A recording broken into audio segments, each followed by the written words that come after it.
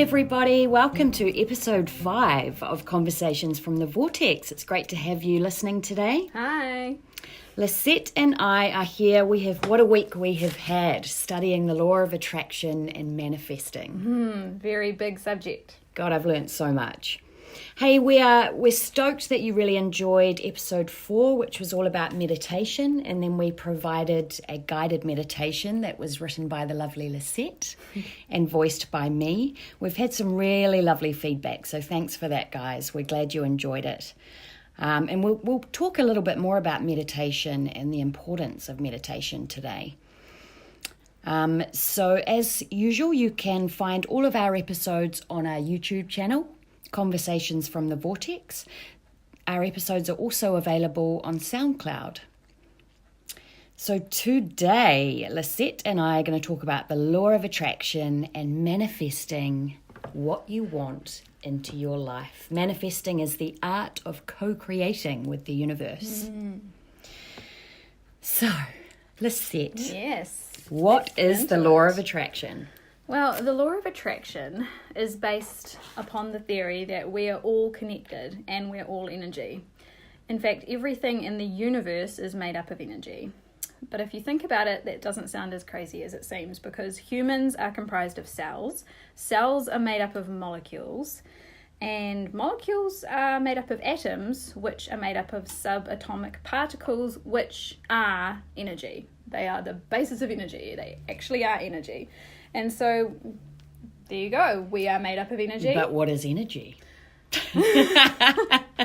It's movement, isn't it? Energy is a vibration. Energy is not a stagnant, static state. It's constantly moving. And when it's moving, it's rubbing up against other particles and other molecules.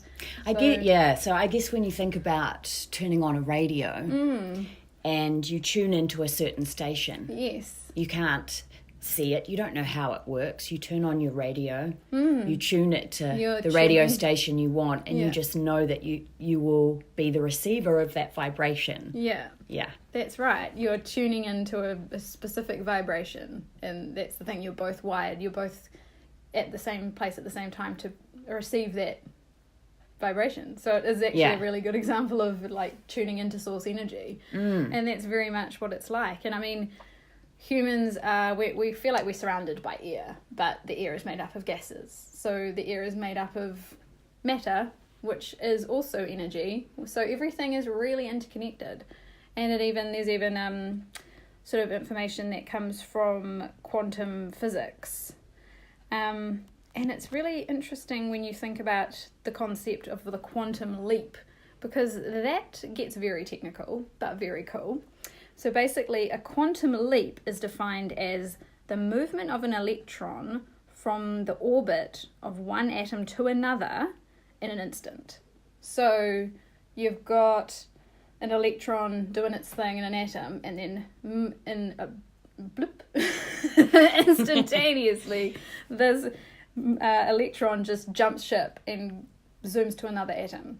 So that is the transference of the energy. Yeah, that's how energy is actually moving. So energy isn't stagnant. Energy is not staying still in the one place, even though you might look at a rock and think, that's a pretty solid object. The energy of that rock, the energy of the whole universe is vibrating, it's moving, it's definitely not keeping to itself. And that's undeniable. Yeah. So it's scientifically proven that when anything is broken down, including a human being, broken down even further from the cellular level, a cell is made of atoms, an atom is made of atomic particles are made of energy. Pure energy. So it's really interesting to see that there is a scientific level. Like there's definitely a spiritual level of the law of attraction. Yeah. Which is, as Plato said back in 391 BC, that likes tend towards likes. So like attracts like. That what you think about, what you speak about, you bring about. Yeah. And even in scientific journals like the Yonsei Medical Journal, in 2007, researchers proved that positive thinking improved your general life experience and satisfaction. So it's generally like thinking good things only brings more of what you're doing. So it's really following that theory of like attracts like. What we think about, we bring about, which is a quote from Louise Hay. She's all about the law of attraction and positive thinking and positive affirmations. Yeah, you love Louise Hay. I do. I think I quote her every single week. No, she's great. She's great. Yeah, so I remember when I was a lot younger coming across that book, As a Man Thinketh, by James Allen. Ah, yeah. So there were a lot of books written back in the kind of early to mid 80s about the subject and about what you think about all day is what you'll bring about. What you think about, you'll bring about. Yeah. So yeah, when you do look at it at that scientific level, the energy that you're giving out, so your vibration, the energy that you are surrounding yourself with, and that you're giving out is the energy that you'll receive. That's right, and it makes a lot of sense. The concept that your energy affects the cells in your body, and the energy that we're putting out into the matter all around us is actually having an effect. I remember seeing the Japanese water experiment, which is an experiment by Dr. Masaru Emoto's. He's a Japanese photographer and scientist. Oh yeah, I saw this too. Yeah, and he basically wanted to see if water changed its molecular structure under different environments. So he got a drop of water and looked at it under a microscope. And then he would say different words to the water, like, you're a fool, or I hate you. And the water would change dramatically, but it would not take on a symmetrical image. It would be kind of like a mottily distorted image. But if the same water was then told I love you, it would change into a beautiful sort of, it looked almost like a snowflake. Yeah, snowflake, icicle shape. And then so he took it further and took drips of water into, say, like a prayer room or a church and did prayers on them, and they would dramatically change into this from beautiful before to structure. After. Yeah, to a beautiful structure. God, isn't that incredible? Yeah, it was really remarkable. He showed them images. He would hold images up to the water and stuff like that. So this was when? This was in 2004, I think, early 2000s. Very interesting stuff. Don't quote me on the date, actually. I may have no idea. I may have no idea. There's a possibility. Yeah. I mean, when you look into research around the law of attraction, there's so many different opinions out there and so many different quotes and so many different books. And, you know, whether you're a person that believes in the mystical, whether you're a spiritually based person or you're a scientific person, the evidence is undeniable. That's right, isn't it? And if you and when you look at your own life, at times in your own life when you've been in a really positive place or in a negative place, you can see the law of attraction working. You can find some pretty hard evidence when you look back really in your own can. life. Yeah, and I think it's similar to, I've been reading a lot of Abraham Hicks lately, which is written by Esther and Jerry Hicks. There's a series of books about the law of attraction, and there's a very woo-woo element because if you're not aware of Abraham Hicks is actually not a person. Abraham Hicks is a group of souls that communicate through Esther Hicks. Yeah. So it's a little out there. So this is definitely not the scientific based law of attraction. This is the sort of ethereal, mystical. This is the pure other side, spiritual, connecting to source, universal belief sort of system.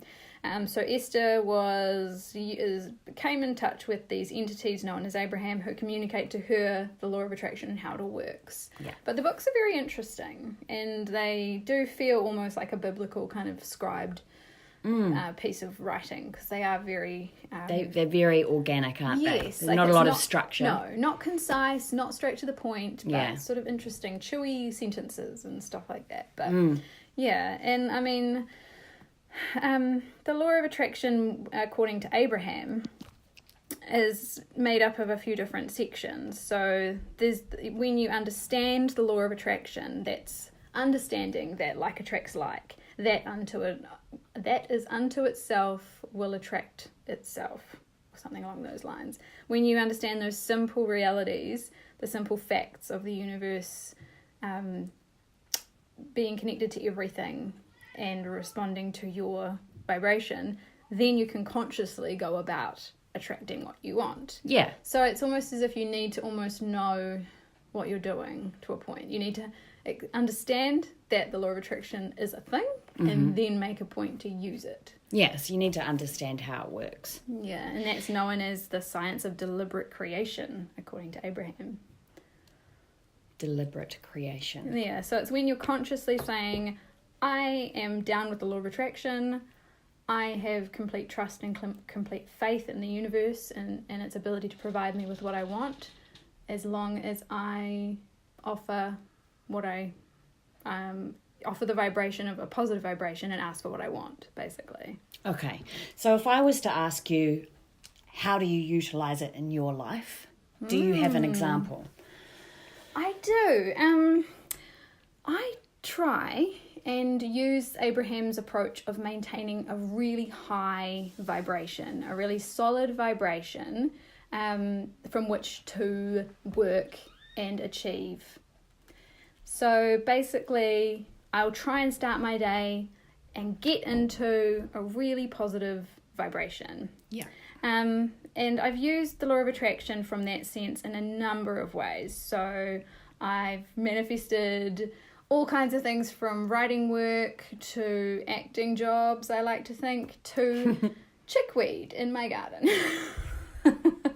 Tell me the chickweed story. Well, this is in the early days of when I became really aware of the law of attraction. And I started to sort of play with it in small ways. And sometimes it was Testing without it out. really knowing that I was doing it. So on one occasion, I became really fascinated by edible weeds. And I started to try and investigate all these different kinds of edible weeds.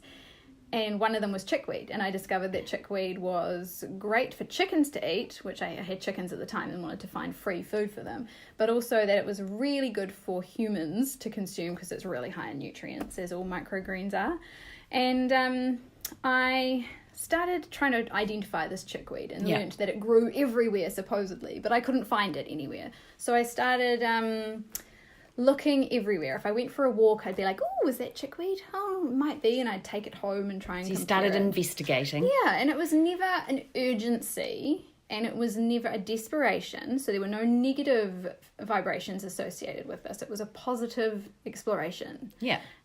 So I would happily go about looking for my chickweed, and then I would take it home and compare it. But I never really found any, to be fair. But I never got disheartened. But at the same time, I was making my own organic garden. So I was planting kale and spinach and stuff. And this went on for a little while, and I planted out some plants, and then I kind of forgot about my garden because I'm a fair weather gardener and it probably got a bit cold for me. But I returned to do some weeding about 4 weeks later, and my garden, just my garden, was full of a weed. And I couldn't identify what the weed was at the time, but I was like, oh, there's a five petaled white flower, and there's a furry stem. And I just suddenly was like, oh my gosh, it's chickweed. But it was all chickweed. Like the whole garden was full of chickweed, but that was the only weed there.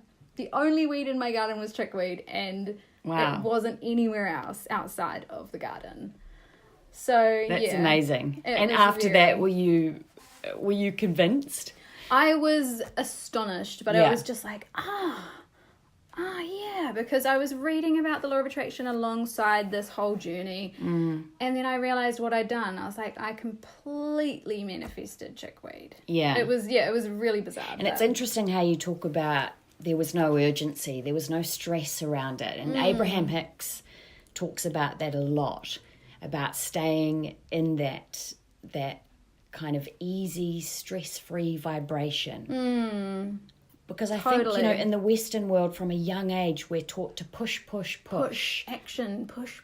Yeah. It's constantly what we're given is, these demands on, produce, do it, just action, do it. action, yeah. Yeah, and I mean, the Abraham Hicks theory is that action in the wrong vibration can actually be quite detrimental.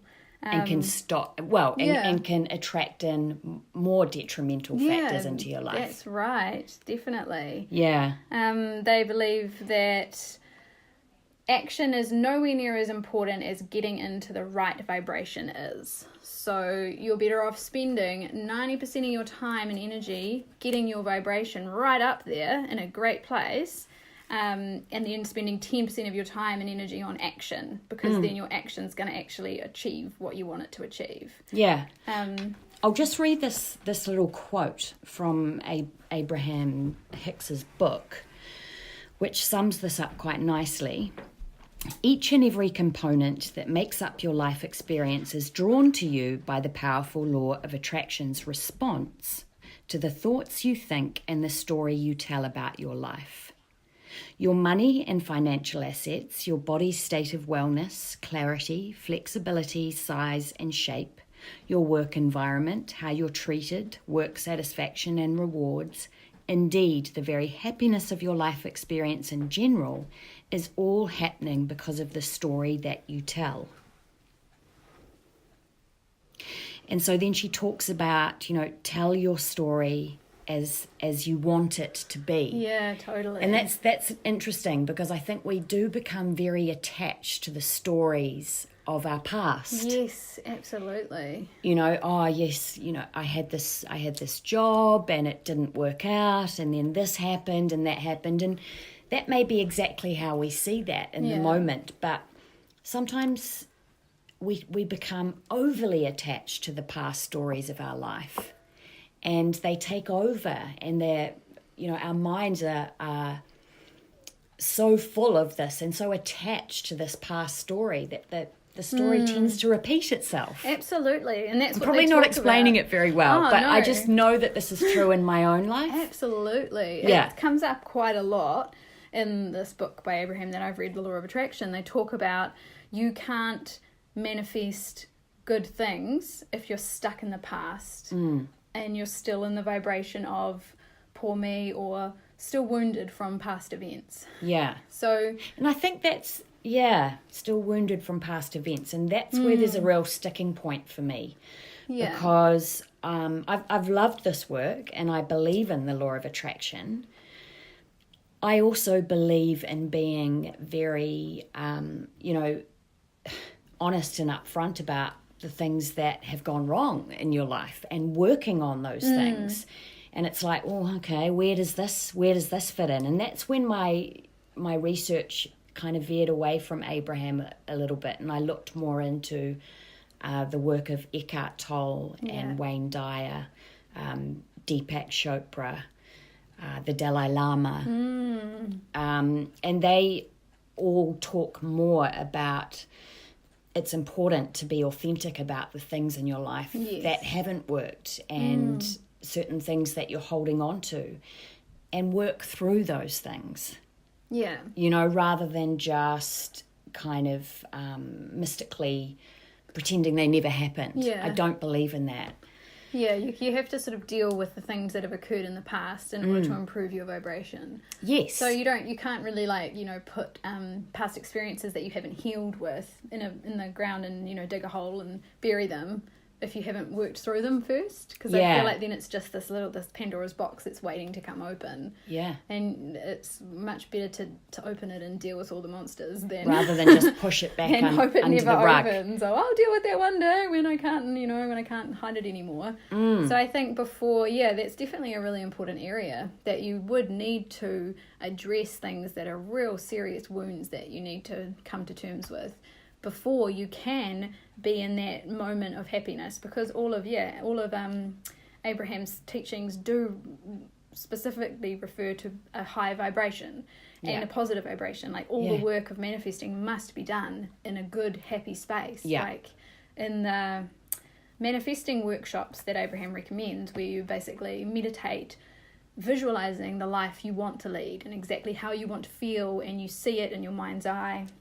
But you're not allowed to even start that before you can be in a happy space, in a positive vibration. Absolutely, yeah. And, what you resist persists. That's right. Oh, that's what Gabrielle Bernstein, who's another one that I love, she always talks about you can't hide from the lessons of the universe. So if the universe is bringing up painful things that you need to deal with, there's no way of hiding from it. You've got to deal with them, because if you run away, the universe will just bring them back to you. The universe has lessons for you, is what she goes into quite a lot about. It's going to keep bringing you the same lesson. And if you can't learn it the first time, it'll bring it back again. So you're better off dealing with it as it brings it to you. So, and you can look at that as the universe, or, that's just life. Yeah. Until you learn, you will keep repeating the same pattern. And that can be anything. That can be like making the same relationship choices that end badly, or self-sabotaging. It could come in a multitude of ways, and it could all be stemming back to something you need to deal with. Yeah. But the universe, that's where really important things come in, like counselling, yes, therapy, absolutely. Really taking the time and showing the self-love that is needed to seek professional support. That's right, yeah. If it's something that, you can't deal with through the support of your friends and your family, and through, things like meditation and yoga, if it's something that's a lot deeper and more serious. Yeah, you need a professional. Because Absolutely. Sometimes when you say you use EFT or tapping on a huge issue that you've been burying for years, it can be incredibly overwhelming when you trigger it. And so you've got to sort of check with yourself and know where you're at before you start trying to heal things that are too big for you to heal on your own. Yeah. When it's minor things like behaviours, then meditation, exercise, tapping, even self-acceptance and self-love, mirror work like Louise Hay talks about, and affirmations, they are all incredibly powerful when it's a low-level sort of issue you're trying to get on top of. Yeah, definitely. And those are all things that I completely kind of poo-pooed, about 10 years ago, that I had such a defense mechanism. I was so closed off to things like that, to those techniques and tools. But, definitely over the last 10 years of my life, I've become so much more open, and every single one of those things has worked for me. Yeah, they're incredibly powerful things to use.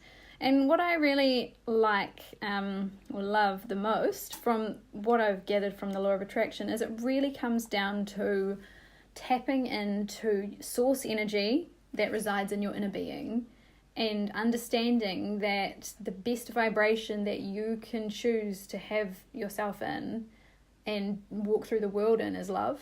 So it's like if you're in that love state, which is the vibration of pure source energy, then everything is easier. Yeah. You're going to manifest quicker. You're going to be able to just live your life easier, knowing that you are connected to source, and source is pure love. Yeah. And that's really what A Course in Miracles talks a lot about. As soon as you feel yourself slipping into a negative state, you go straight back to love. In that instant, I think it's referred to as a holy instant, when you just choose to tap straight back into source. Yeah. And that's also known as alignment, and it's also known as being positive self-talk. Yeah, and it's also known as being in a vibrational attracting space, known as the Vortex. Yeah. Which we're all about the Vortex. And we talked about this during episode 4. We talked a lot about how the mind is, 2 million years old. There are thoughts coming and going so quickly, 60,000 of them a day.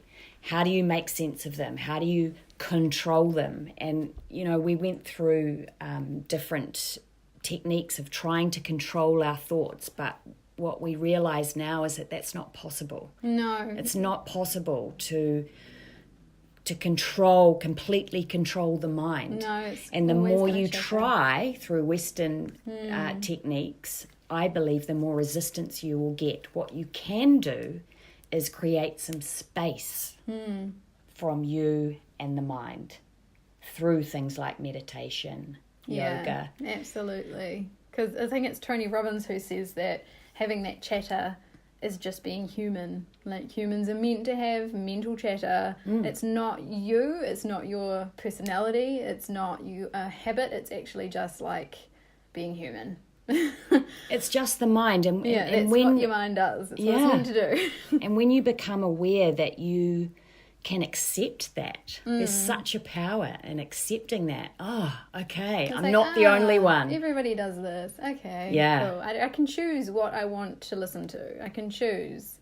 I don't need to let it upset me. It doesn't need to rule me. Yeah, and you can stay in that high vibration point where you're like, meh, that's an interesting thought. It's gone now.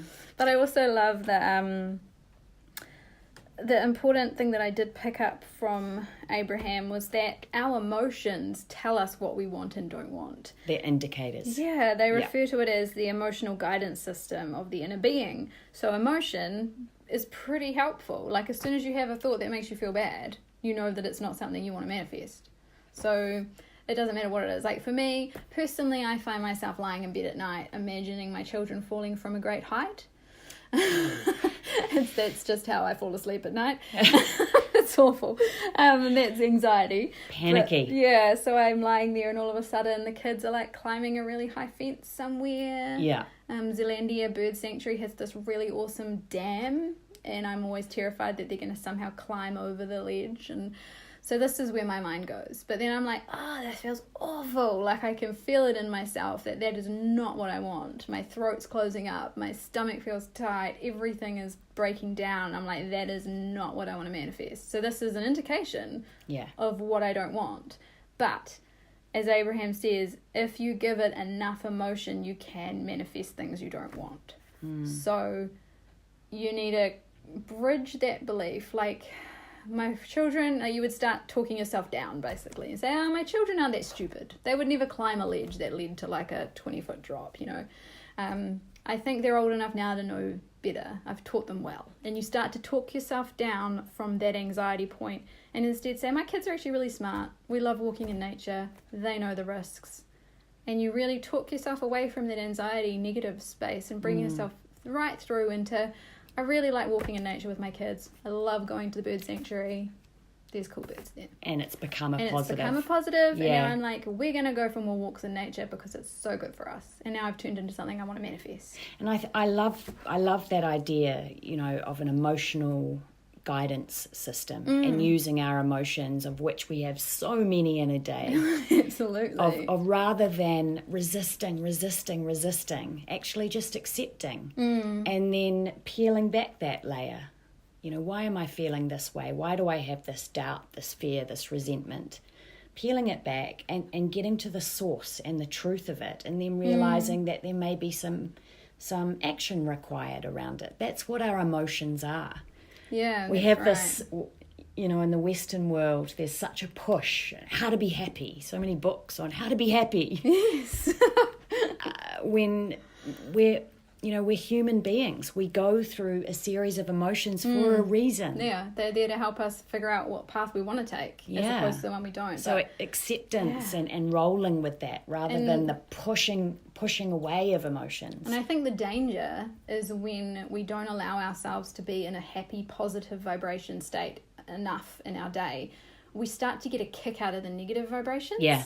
So sometimes we become addicted to this, like, what if that happened? I'd be so devastated. And because you want to feel something. But it's really important to allow yourself to follow the positive instead. So like, I'd really like to do some ballet classes, or I'd love to climb a mountain, and then follow that feeling of joy and what if, because it's just as powerful as what if you died of typhoid. But it's like, what if instead you actually had a really awesome experience, like won a trip to Disneyland. Like, that's cooler. Let's choose that one. Yeah. Yeah, it's about just going with that flow. Yeah, going with the positive flow instead of the negative is really important. I think over-identifying comes in there. I've been listening to this Indian guru called Sadhguru. I've been listening to his teachings quite a lot recently, and he talks about the makeup of the Western busy mind and how we over-identify a lot. You know, I'm a wife, a mother, a daughter, fine. But, you know, I am also a career person. I'm a fit person that goes to the gym 3 times a week. I'm a person that wears this type of fashion. I'm a vegan. I'm this, I'm that. And we over-identify and put ourselves in these boxes a lot. Yeah. And what does that actually do I think for it us? just puts more pressure on us. It does. You sort of compartmentalize yourself and just to say, I am this type of person. Yeah. When actually you're none of those things. Yeah. You're none of those things. You're a spiritual entity having a human experience. Absolutely. And that over-identifying, to me, I think originally we did it because it made us feel important, or it made us feel like a somebody. But actually it's just stress inducing. Yeah, because you have to conform. You have to conform and keep up. And Yeah. keep up that image. And Yeah, I prefer to be vegan-ish. this is my friend Lisette. She's veganish. I'm veganish. I eat a lot of vegetables, but then also some steak. So it's just evening these things out. Yeah. Yeah. All right, absolutely. so we know what the law of attraction is. We've talked about how it works, both scientifically and mystically. What are the tools? And we've kind of touched on this already, but, you know, what are the actual tools if you decided you wanted to embrace the law of attraction and attract manifesting? something. Yeah. So I'm going to break that down into 7 points. I love to put structure around things, don't I, Lisette? Such a control freak. Okay. It's working strategy. That's good. Okay, so the first tool is to get in the right vibration. Yeah, absolutely. Get clear. Yeah. So getting clear and getting into the right vibration at any time of the day is about feeling good. If you feel good, you're going to attract good things. Yeah, do something that makes you happy. So it's the things that work for you, not things that have been shoved down your throat that you should be doing. It's whatever works for you that you know makes you feel good. For me personally, I know I feel good when I've done my beach walk. I've made time for that. When I've eaten well, when I've got to have my coffee in the morning. When I've had my 2 coffees and then some herbal tea. When I've been, interacting with some of my closest friends and I'm feeling supported. It's all of those things. I like petting cats. Yeah. That makes me really happy. So if I go for a walk and find like 5 cats and give them pets, then I'm in such a good mood. Cat lady. Crazy cat. So yeah, do whatever you need to do. Make time to do what you need to do to feel good. Because why wouldn't you? Yeah, Why not? That's right. What's your excuse? Yeah, because they're all absolutely. excuses. So yeah, get clear, get into the right vibration, feel good. You deserve it. So that's step 1. Step 2, take the time to think about what it is you want to attract. There is an abundance out there in the world. Everything that you want to attract, it's out there. You know it's out there. So close the gap and bring it into your life. But first, take the time to think about what it is you want.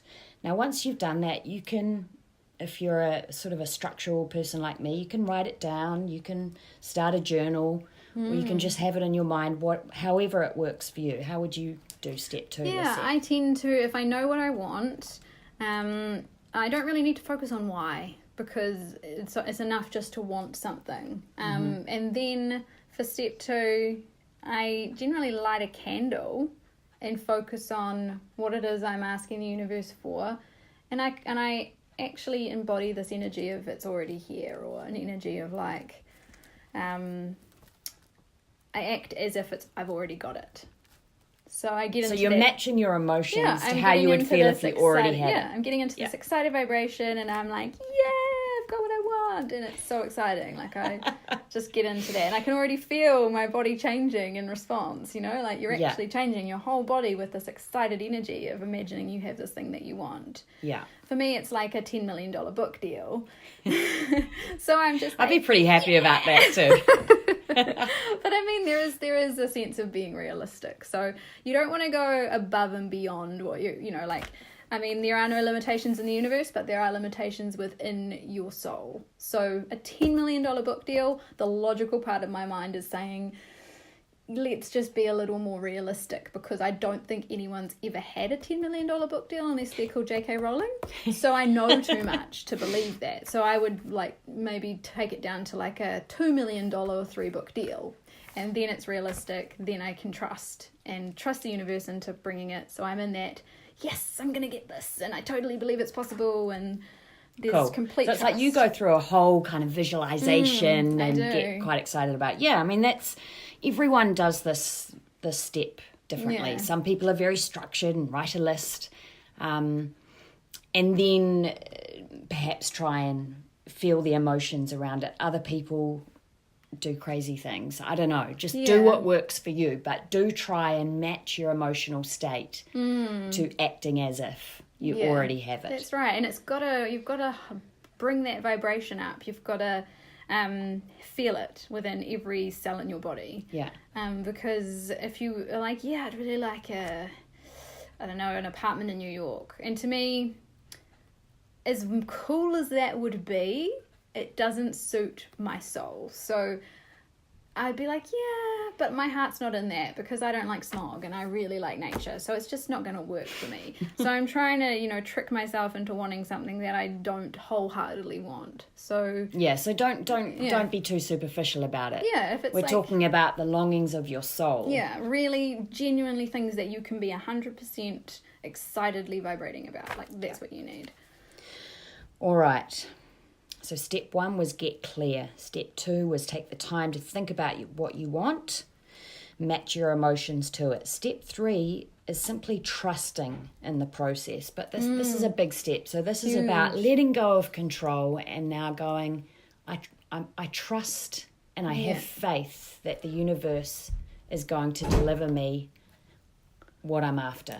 And I can do this and I can manifest this. Absolutely. So you don't focus on the lack of it. No. You still focus on the abundance. Vibration and you're like, woo, yeah, I'm totally getting everything I want. And you know what? I've just thought of it. I've asked the universe for it. So it actually already exists. Yeah. It's out there. It's just a matter of it coming to me. And every part of your soul knows that it's yours, knows that it's on its way to you. It's just a matter of divine timing. Step 4, be open. Be open to the signs of manifesting. So be open to the signs of the universe. The universe is going to be giving you signs. So notice Absolutely. those. Be open and notice them. Yeah. Absolutely. Focusing on that abundance. And this is when synchronicities will come into place. So you might notice double, triple digits, quadruple digits, I should say, like on the clock or wherever you go. Like you might flick to a page and it'll be like 1111 or 111, and this can happen quite a lot. And then also people might speak to you and give you messages that seem out of character for them, but they're incredibly like comforting for you. Yeah, and have fun with this. Yeah, and it can be even lighthearted. be like, you know what, I need a sign. I want to see a black cat on my walk today. And then, it strangely happens. I've done it many times when I start to feel myself falling out of that vibration of trust. I'm like, can you just give me a sign? And then I walk around the corner and see a big puffy black cat on the footpath. And yes, crazy cat lady. But that's the thing. Now, number 5 is just to keep that vibration high. So keep showing that radical self-love. Keep looking after yourself. Keep doing things that make you happy. Stay in the fun vortex. Stuff. Yeah. And number 6, if it hasn't manifested yet, check your resistance. So are you feeling some doubt, some pain, procrastination, frustration, anxiety, fear, regret, resentment, all forms of emotion that we know? Check your resistance and realize that resistance is normal. Breathe through it, relax. It's normal. Let it go. Yeah, and this is where tapping can come in. If you're feeling that resistance and you're like, actually, maybe I don't really believe that I can achieve this, and that's like a weird block. Or like, say you've asked the universe for a sum of money, like $10,000, But then when you start to think about it, you're like, oh, I've always told myself I'm going to be poor. It's just something I've learnt as a child, that I was going to be poor. And you realize you can start tapping on that. Like, even though as a child I had a belief that I was never going to be rich because my parents were poor when I was 10, and now they're a bit better off, but you know, they were really poor when I was 10, and I just assumed that was my reality for the rest of my life and that kind of thing. So that's a huge block, but it's a block from childhood that you might not even realize you have anymore. So that's, EFT can be hugely helping for releasing tiny inner blocks that you didn't know you had. And there's lots of EFT on YouTube, so if you go and find the tapping points, it'll emotional freedom technique. Emotional freedom technique or tapping. And also this is where some of those tools that we know well, like meditation, affirmations, visualization, all of that comes in again to releasing some of these negative emotions. Yeah. And you know, if you can't sort of get rid of that resistance, get some help. Talk to a friend. Talk to somebody you know will support you. Check that resistance and realize that it's normal, you're a human being, but then get some help to just release it. And then number 7 is it's manifested. Yes. And enjoy. Surrender. That's right. And there's definitely in number 6 as well as like feeling or maybe it's even number 5 is like completely trusting and surrendering. So there's that part of just let it go. So go about your life. So you're staying in the vibration, you're staying in the zone, but you are trusting so much that you've actually like completely submitted, like you're floating in water. You're just like, don't even really think about it except for that it's coming. So there's nothing else in your mind except I trust the universe, I surrender. But surrender is a big word for me. When I'm manifesting something, I have to remind myself to surrender into the trust, because sometimes you do come up with, where's it coming? The distractions, the old thoughts, the habitual kind of monkey mind stuff. Yeah, and even like impatience, you know. Yeah. But you really do need to trust in divine timing, because when you try and rush things through action or rush things through impatience, and impatient energy doesn't really bring positive results. So, that kind of thing. Yeah, absolutely. So, guys, we hope that you have enjoyed this episode. We hope that you realise that the law of attraction is something you can use to manifest things in your everyday life. There is a scientific basis to it. There is a spiritual basis to it, but it is available to you. It's something you can have a lot of fun with, and it's something that you can really enjoy using. You can test it out today. And the more you get a feel for it, the more you see some evidence, the more you'll realize that it's a working law that is all around us. Absolutely. And you can just play with it. Like, ask the universe to show you a sign. Say, today I want to see a feather. You know, just little things, like have a game, and even try and manifest, say, $100 in the next 2 weeks, and just for fun, and just see what happens. And then it's strangely, everything you put out will come back to you. So even if you just say to the universe, I really need someone to give me an old wheelbarrow. Things like that, you know, that would be awesome. Actually, I need a wheelbarrow. Oh, there you go. Let's manifest a wheelbarrow for Gretchen. You know, just little things. You're like, the universe will provide. No doubt about it. It's coming. Yeah, so that's really, it's something you don't have to take too seriously, because ultimately it's meant to come from a place of joy, trust, and love. Yeah. I'm going to end with this lovely quote about the law of attraction. And we're also going to add a law of attraction meditation track to this episode, guys. So look out for that, and we hope you enjoy that. When you focus upon lack and an attitude of complaining, you establish a vibrational point of attraction, and that then gives you access to more thoughts of complaint. But your deliberate effort to tell a new story will establish a new pattern of thought, providing you with a new point of attraction from your present, about your past and into your future. The simple effort of looking for positive aspects will set a new vibrational tone, and the law of attraction will begin the immediate attraction of thoughts, people, circumstances, and things that are pleasing to you. The law of attraction works, guys. We hope you enjoyed episode 5, and we'll hear from you soon. See you next time.